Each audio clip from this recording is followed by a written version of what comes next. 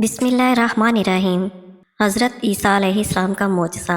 बनी इसराइल में एक शख्स था जिसकी बीवी नहायत खूबसूरत थी, जिस पर वो इसराइली फ़िदा हो गया था। चनाचा जब उस औरत का इंतकाल हो गया तो उस इसराइली को बहुत दुख हुआ और वो एक मुद्दत तक उस औरत की कब्र पर बैठा रोता रहा। इत्फाकन हज़रत ईसा अलैहिस्सलाम का उधर से गुज़र हुआ तो उन्होंने इस इसराइल को परेशान हाल देखकर उसका सबब मालूम किया। जब इसराइली ने अपना वाक़या बयान किया तो हज़रत ईसा अलैहिस्सलाम ने दरियाफ़्त फरमाया, क्या तू चाहता है कि मैं इसको तेरे लिए ज़िंदा कर दूँ? उसने अर्ज़ की कि हाँ या नबी अल्लाह, मैं यही चाहता हूँ।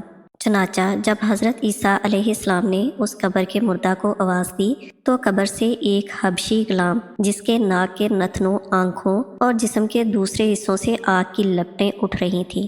हज़रत ईसा अलैहिस्सलाम को देखते ही गुलाम ने कलमा पढ़ा।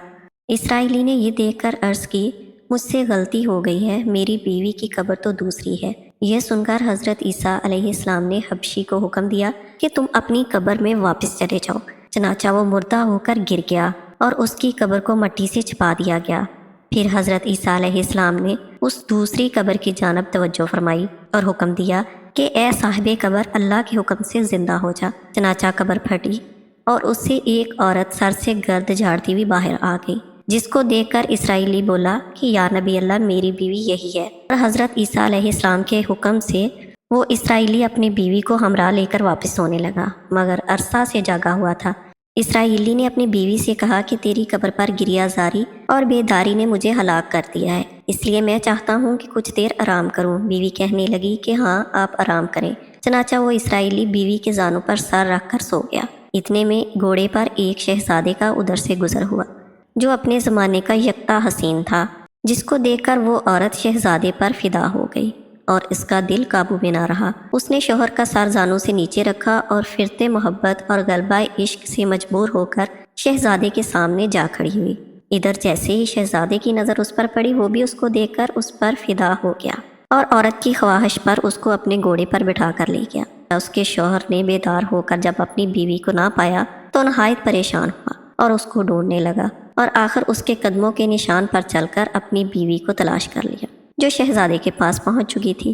बीवी देखकर इसराइली ने शहजादे से अर्ज की कि ये मेरी बीवी है, आप इसको छोड़ दीजिए। अभी शहजादा कुछ कहने भी न पाया था कि उस औरत ने कहा, मैं तेरी बीवी नहीं हूँ, बल्कि शहजादे की लौंडी हूँ। ये सुनकर शहजादा इसराइली से कहने लगा, क्या मुझसे मेरी लौंडी को लेना चाहता है? उसने कहा, खुदा की कसम, ये मेरी बीवी है, जिसको हज़रत ईसा अलैहिस्सलाम ने मरने के बाद मेरे लिए ज़िंदा किया है। अभी ये बात हो रही थी कि फाकन हज़रत ईसा अलैहिस्सलाम भी वहाँ तशरीफ़ ले आए, जिनको देखकर इसराइली कहने लगा, ए अल्लाह के नबी, क्या ये मेरी वो बीवी नहीं है जिसको आपने मेरे लिए ज़िंदा किया है? हज़रत ईसा अलैहिस्सलाम ने फरमाया कि हाँ, ये वही औरत है। ये सुनकर वो औरत कहने लगी कि या नबी अल्लाह, ये शख्स झूठा है, मैं तो इस शहजादे की लौंडी हूँ। हज़रत ईसा अलैहिस्सलाम ने फरमाया, तू वो औरत नहीं है जिसको मैंने अल्लाह ताला के हुक्म से जिंदा किया है। औरत ने कहा, या नबी अल्लाह, बाखुदा मैं वो नहीं हूँ।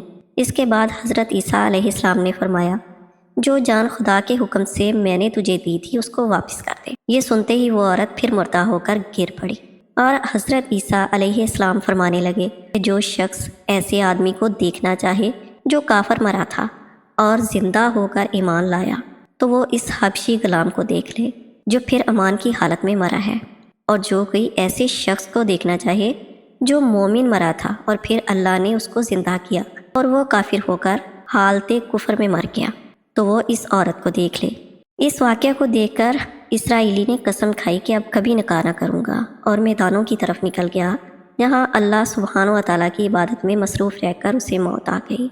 बेशक कामयाबी अपने नबियों की अतायत और मोहब्बत से ही मिल सकती है।